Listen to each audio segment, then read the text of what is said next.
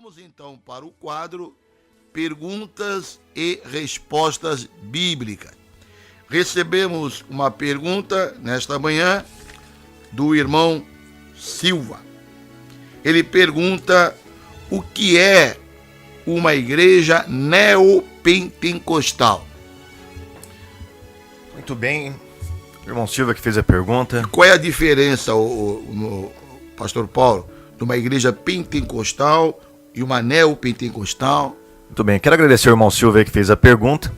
Vamos esclarecer aqui, dentro dos limites que nós temos de tempo, as diferenças entre pentecostalismo e neopentecostalismo. A palavra neo significa novo, tá? O pentecostalismo clássico, ele chega aqui no Brasil em 1910 com as Assembleias de Deus.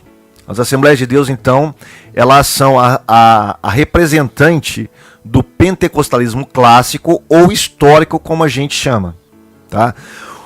Depois tiveram outros avivamentos dentro de igrejas que não eram pentecostais, isso lá na década de 60, mais ou menos, que os sociólogos chamam isso de segunda onda.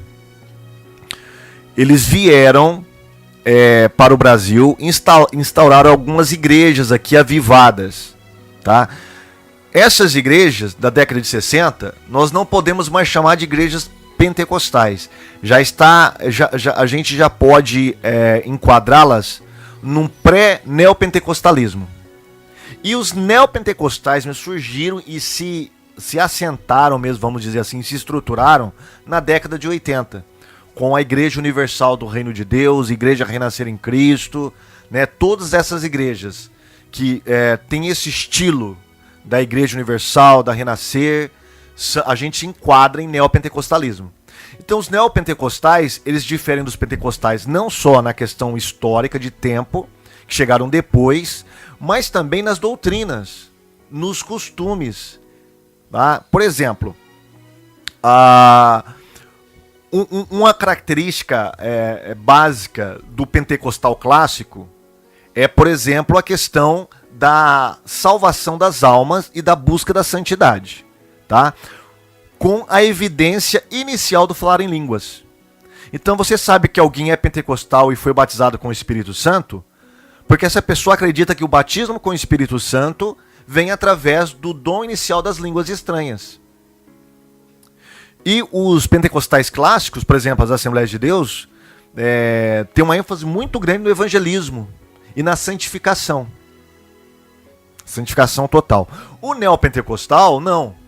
Por exemplo, eles até acreditam no batismo com o Espírito Santo, mas não vem através necessariamente das línguas estranhas, do dom de línguas.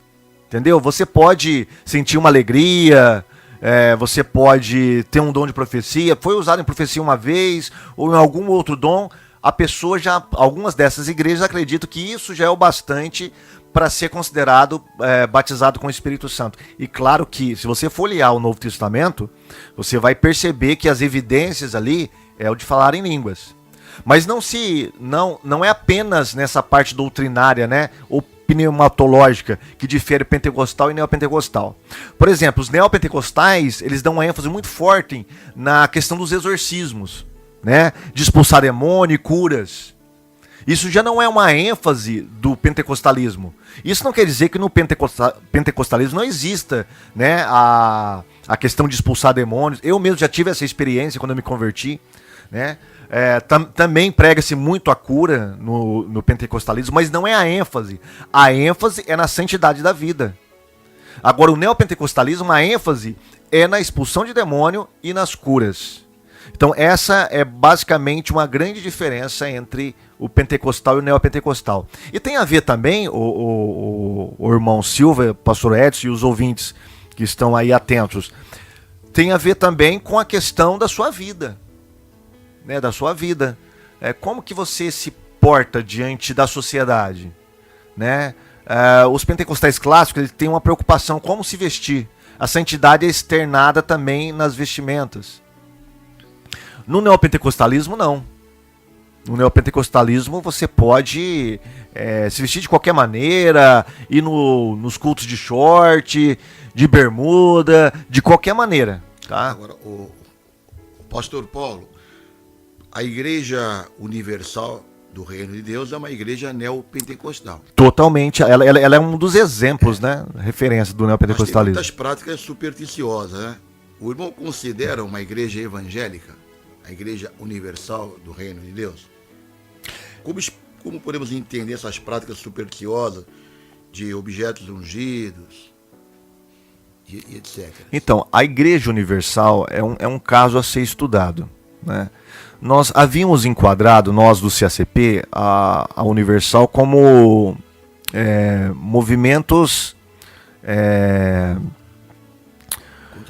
contraditórios, muito bem. Movimentos contraditórios. O que é um movimento contraditório? Não é nem igreja evangélica e nem seita. Tá? Então ela não tem característica de seita e nem de igreja evangélica. Só que a Igreja Universal, de uns anos para cá, começou a adotar práticas também doutrinárias que está muito longe da palavra de Deus. Né? Por exemplo, essa questão do templo, que veio tudo com o templo de Salomão, né? Mudou totalmente a liturgia do culto deles, sacerdotes, é um absurdo isso. Está virando judaizante, né? Exatamente, judaizantes. Né? A Bíblia não ensina isso, o Novo Testamento ele não fala que nós temos que erguer templos, muro de Salomão, vestir vestes sacerdotais. O nosso único sacerdote é Cristo. Nós somos sacerdotes de Cristo, mas isso é um simbolismo, isso é espiritualmente. É no sentido de nós agora termos acesso a Deus, é nesse sentido. Né? É o sacerdote universal dos crentes, como Martim Lutero falava. Não que você tem que se vestir, o pastor se vestir de sacerdote, pelo amor de Deus. E tem mais um agravante. A Igreja Universal, ela apoia o aborto. Exatamente. Olha que absurdo. Através do seu líder máximo, que é o bispo Edir Macedo, ele já deixou isso bem claro. Né? Então, por essas e outras, que nós estamos repensando realmente a posição da Igreja Universal do Reino de Deus. Do sal grosso, né? Então, essas superstições tem todas as outras neopentecostais. Tá? Você vai encontrar essas superstições em outras neopentecostais. O autoritarismo, né? O abuso de poder, todos esses erros que você encontra na Universal, você vai encontrar em muitas outras. Mas isso não caracteriza uma igreja como seita. Tá? Mas a Igreja Universal ela está se afastando muito dos caminhos. E ela está correndo o risco de se tornar realmente uma seita.